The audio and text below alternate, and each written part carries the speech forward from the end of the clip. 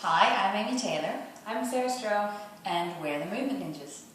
And today we're going to take you through triangle pose. Triangle pose is an amazing pose. It's one of my favorites. It's a pose that requires quite a lot of mobility through the hips. And it's a pose that we tend to get a little focused in the upper body when the focus really should be a little bit more in the lower body. So we're going to start here. Sarah's going to demonstrate, and I'm just going to give you some things to think about. So Sarah's just going to step out, and she's going to start with a little bit of it looks a little bit like a hip sway. So essentially she's adducting and abducting the femur as she sways from side to side. So she's got her fingers just settled here into the soft tissue that's just above the head of the femur and just below the bowl of the pelvis.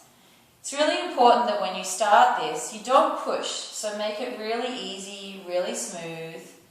Sometimes it's helpful to close your eyes and feel for any snags. The snags, whether it's in your spine or your leg, will let you know you've gone a little bit too far.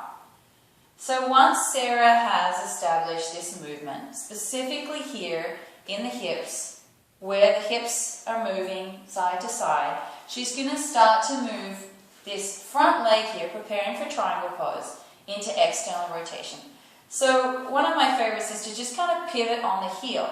So keep your hands here on the pelvis and only pivot here where the femur comes into the socket, that you're still relaxed through the hips and the hips are not turning with you. So as you can see, Sarah's hips are still quite relaxed into the front of the room. So now Sarah's here, she's going to play with the same movement. It's a little different now, you can see, because now this bone here, the thigh bone, is in a different position. So again, you can see her upper body's quite relaxed, and it's all happening here at Sarah's hips. So this is where triangle pose gets really delicious. A delicious release that is available through your hips, and a range of motion that's just feels amazing. Where we run into trouble is when we get a little overzealous with our upper body in triangle pose. So Sarah's going to demonstrate a little overzealous with the upper body. So she's going to reach through the lower ribs, and she's going to come into her triangle pose.